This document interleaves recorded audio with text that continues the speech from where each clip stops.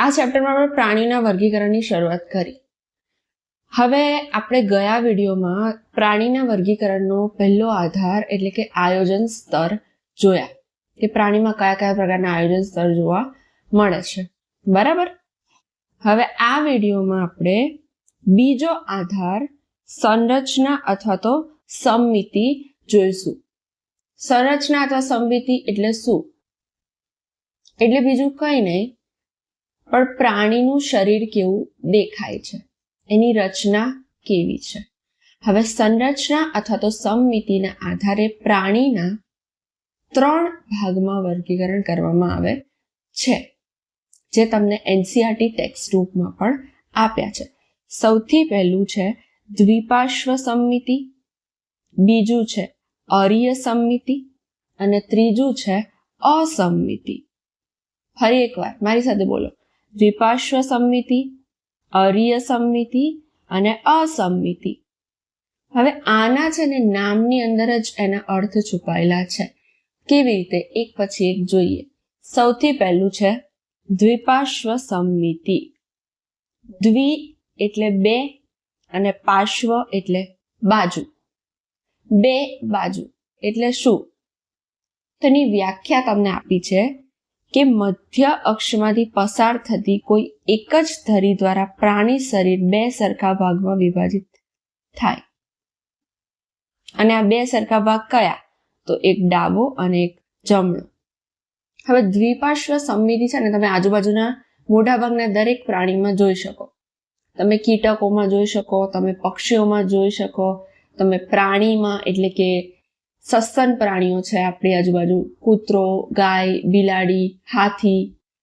અને સૌથી સરસ ઉદાહરણ તમે મનુષ્યમાં પણ એ સમમિતિ જોઈ શકો. ધારો કે મનુષ્યનું ઉદાહરણ લઈએ તો ધારો કે હું તમને મારું ઉદાહરણ આપું તો આ છે મધ્ય અક્ષ. અહીંયા છે મધ્ય અક્ષ એકદમ વચ્ચે સેન્ટરમાં. હવે અહીંયાથી જો હું મારા શરીરના 2 ભાગ કરીશ આ સમતલમાંથી, તો મને એક સરખો ડાબો અને જમણો 2 ભાગ મળશે.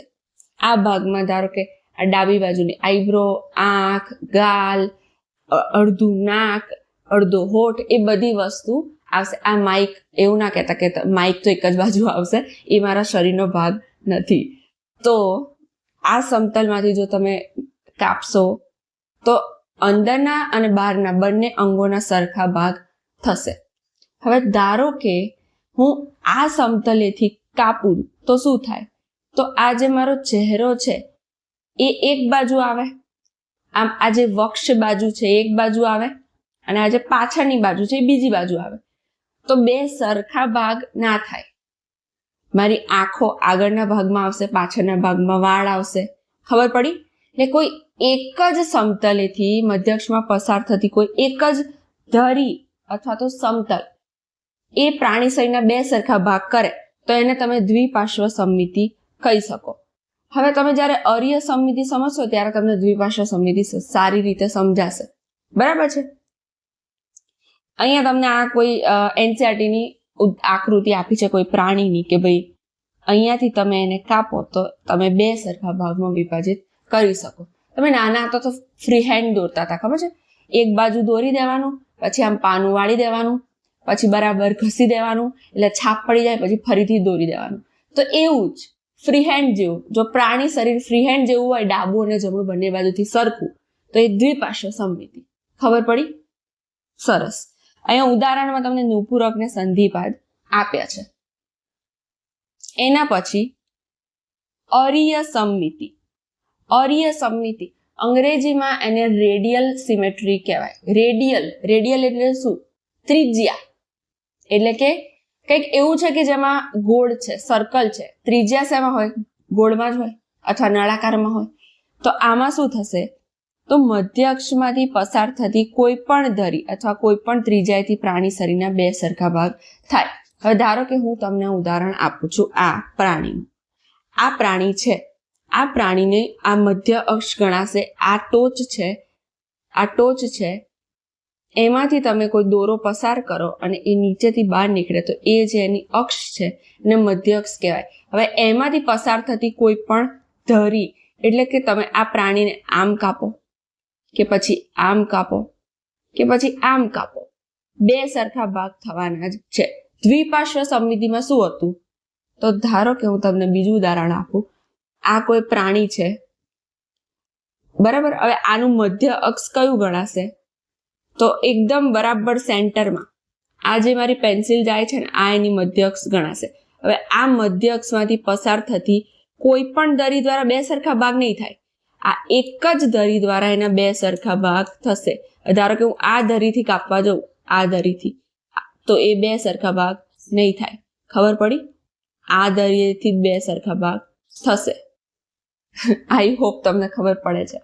હવે અર્ય સમમિતિમાં શું છે? તો કોઈ પણ ધરીથી સરખા ભાગ, એટલે મોટા ભાગે પ્રાણી આવું નળાકાર અથવા તો ગોળાકાર દડા જેવું હશે.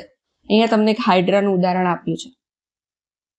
આ રહ્યું કોષ્ઠાંતરી, શૂળચર્મી અથવા તો શૂળત્વચી અને ટીનોફોરા. આ સમુદાયના પ્રાણીઓમાં અર્ય સમમિતિ જોવા મળે છે. હવે ત્રીજા પ્રકારની સમમિતિ છે અસમમિતિ.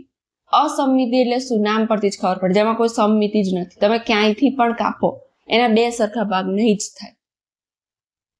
મધ્ય અક્ષમાંથી પસાર થતી કોઈ પણ ધરી દ્વારા પ્રાણી શરીરના બે સરખા ભાગ થતા નથી. આ એક કોઈ ઇન્ટરનેટ પરથી મેં આકૃતિ ડાઉનલોડ કરી છે. આ સછિદ્ર સમુદાયનું કોઈ પ્રાણી છે, બરાબર. હવે આનો આકાર કેવો અનિયમિત છે. હવે આને તમે અહીંયાથી કાપો કે પછી અહીંયાથી કાપો કે પછી અહીંયાથી કાપો, કોઈ પણ ધરી દ્વારાના બે સરખા ભાગ તો થવાના છે નહીં. એને શું કહેવાય? અસમમિતિ. ખબર પડી કે નહીં? બોલો બેટા, ખબર પડી કે નહીં? ફરી એકવાર ત્રણે જોઈ લઈએ. સૌથી પહેલું છે દ્વિપાર્શ્વ સમમિતિ. તો તમારે મનુષ્યને યાદ કરી લેવાનું કે મનુષ્યમાં મધ્ય અક્ષમાંથી પસાર થતી કોઈ એક ધરી દ્વારા બે સરખા ભાગ થાય. અર્ય સમમિતિ તો તમારે ગોળ દડાને યાદ કરી લેવાનું અથવા તો કોઈ નળાકાર પ્રાણી યાદ કરી લેવાનું. અર્ય સમમિતિ માટે તમે આ પ્રાણીને યાદ કરી શકો છો કે મધ્ય અક્ષમાંથી પસાર થતી કોઈ પણ ધરી દ્વારા એના બે સરખા ભાગ થશે. મધ્ય અક્ષ એટલે હું અહીંયા વચ્ચેથી દોરો પસાર કરું તો નીચેથી નીકળે એ ઇન્ક્લુડ થવું જોઈએ. જ્યારે હું એક પ્લેન લઉં છું, એક સમતલ લઉં છું, ત્યારે એ ભાગ ઇન્ક્લુડ થવો જોઈએ. આ વચ્ચેનો જે દોરો છે ઇન્ક્લુડ થવો જોઈએ, બરાબર છે. અને અસમમિતિ એટલે તમે કોઈ પણ ધરીએથી કાપશો એના બે સરખા ભાગ થશે નહીં.